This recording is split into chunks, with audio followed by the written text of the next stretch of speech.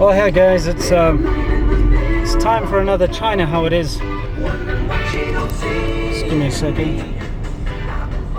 Terrible traffic once again. Anyway, this time I'm going to be talking about censorship. Primarily internet censorship.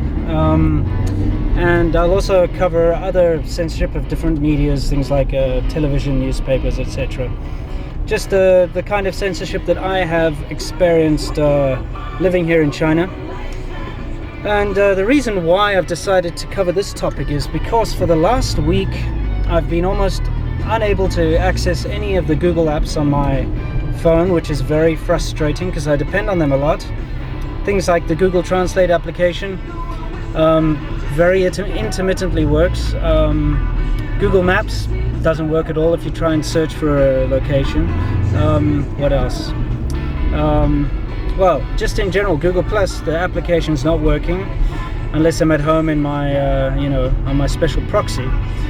So I decided it's about time to talk about this issue. A lot of people do ask me about, how they can access YouTube and Facebook and so on in China.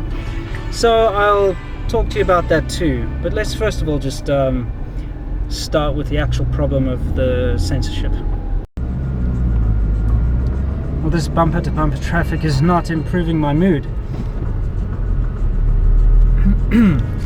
Okay, let's talk about something very simple at first. Movie censorship. Now, I know that various countries do this, not just China. I know South Africa used to do it, especially during the 80s. Anything deemed offensive or whatever be cut out. But in China, it's not really offensive things that are cut out, which they are, of course, but anything to do with China, anything that could cast China in a bad light is cut out. So I'll give you one very good example recently is, The Dark Knight, that very famous Batman movie, was not shown in China. And the reason it wasn't shown in China is because, if you've seen the movie anyway, sort of one of the bad guys in the beginning is this sort of Chinese guy, and they, because there's a Chinese guy being portrayed as a bad person, not allowed to show it on the mainland. So yeah, we didn't get to see The Dark Knight here, although everybody has seen it because they use those internet sort of pirate ways that I showed you previously to watch these movies, so they get seen anyway.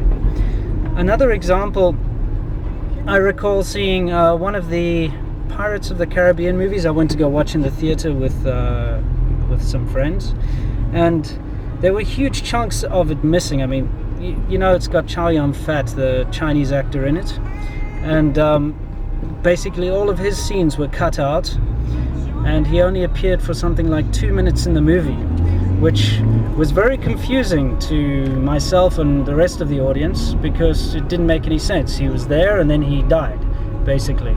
And it didn't make sense that he would have such a small role. So when I went online and watched the pirated version anyway, I got to see that he actually has a pretty big role in the movie. So, things like that, stupid things like that, I think it's stupid, I don't see how a fictional character like a pirate in a movie is going to give China a bad image, but for some reason they just don't want to allow that kind of thing. So you get that sort of censorship on the movie level. Of course, any news that has any kind of negative international news that is negative towards China is cut out. I remember specifically watching some CNN in a hotel or something. I was watching CNN and it just cut to adverts, randomly. But then what they didn't cut was they didn't cut that sort of ticker tape at the bottom, which was showing it during the rest of the programming that was showing, and it was actually saying in the ticker tape something about China there, and that's obviously the part that they were trying to cut out, and that's why it kept cutting to adverts all the time. So anything negative about China or anything that puts China in a bad light is always left out of the media. Pretty much that's a rule. Well, traffic's still bad. Sorry, give me a second. Now, where I left off, I was going to start talking about the internet, okay? And that's, of course the part that is really a big worry for me and most expats that live here. Basically, when I first got to China, it wasn't that bad.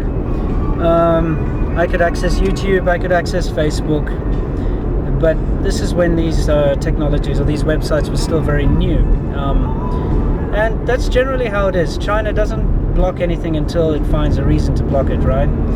For instance, Wikipedia has been blocked often, blocked and then let back on with provisions and certain areas of it cut out. Basically, when articles appear on Wikipedia that the Chinese government don't agree with, if there's anything about the Cultural Revolution or any of that nonsense, the stuff I was telling you we shouldn't talk about, then they'll block those specific pages, or, in the first place they'll just block the whole site, and then maybe later open the site up and make sure specific parts are blocked. I mean, for instance, if you do a search on any politically sensitive things in Wikipedia, they don't turn up over here. But if you do the same search through a proxy, they will turn up. Facebook was great and worked very well for probably about a year or so when it first came out. And then there were some riots up in Xinjiang or something to do with Tibet or one of these things.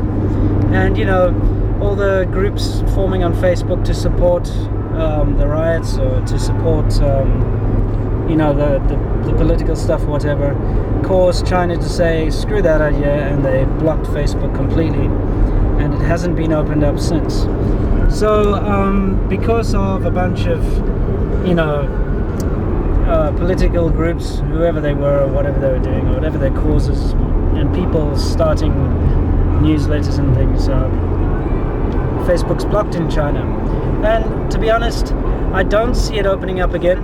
I just don't see that happening. It's just too much of a threat to internal stability for the government to handle, so they just keep it blocked. So that's why Facebook is blocked. YouTube is blocked for similar reasons. Movies, videos come up on YouTube exposing bad things in China, or what are supposedly bad things in China, and there's no way for the Chinese government to control it, so they blocked off YouTube. And another reason is also to stimulate the local internet businesses here. I mean, I know I work for Tencent, one of the biggest competitors to things like Facebook and YouTube and Twitter. They make basically copies of, or I should say their own homegrown versions of Twitter and Facebook and MSN, or I should say ICQ, because the original QQ is a copy of ICQ. So blocking international companies like Google, Facebook, etc., it gives the local companies a big boost, and of course gets all the local people using the local products. I mean, Baidu instead of Google, etc., etc.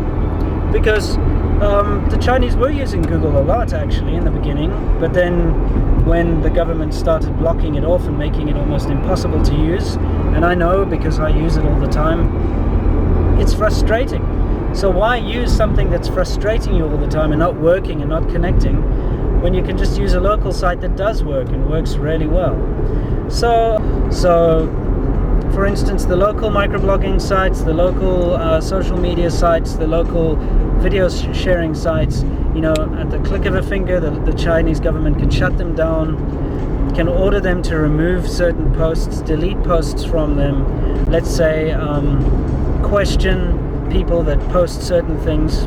They can find out the information of the users that post whatever things. So they have a lot of control over the local versions of, let's say, Facebook and Twitter and all that sort of thing. Now, I make it sound like the Chinese government really does have a whole big brother thing going on, where they watch you and they catch you and they so on. It's not really like that. If you do go and cause a big problem online, yes, you are going to get the government knocking on your door or something like that. It is going to happen if you do cause a big problem. But happens very seldom, and they very seldom actually try and intervene and block things, etc., videos and so on.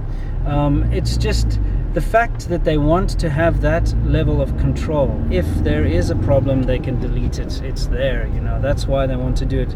Doesn't happen a lot, unless of course it's some kind of political thing. So for an average user, someone like you or me using the internet, we don't have to worry and think that, oh my word, somebody's watching me all the time, because it's not really going to ever affect you, unless of course you try to start a riot or go posting bad things about government officials or something online, because that's the only time you're actually going to pick up any trouble. Oh, and of course if you try and do illegal things, too. Okay, so I think that pretty much covers the level of censorship on the internet. The internet is a very powerful tool for the average person in China, by the way, and because of the internet, there have been several cases where government officials have been caught out by local citizens and actually been, put in jail for graft and things like that. There was a very famous case a couple of years back where local internet citizens noticed that a government official, a fairly low-level government official, was wearing, in photos online, was wearing a very expensive watch and smoking very expensive cigarettes. So they called him out, and an investigation was opened, and he was, nailed for bribery and so on, and put in jail or what have you. So it really is a very big thing in China. It's a very powerful force. Anyway, because it's so powerful, that's why the government feels the need to have such a tight control over it. Anyway, that's enough about that. How do you get past this stuff? Okay, well, I'm going to find some time now. I'm very busy, as you can see. I'm making this video in the car. I'm going to find some time to sit down, have a beer, and then I will tell you all about that.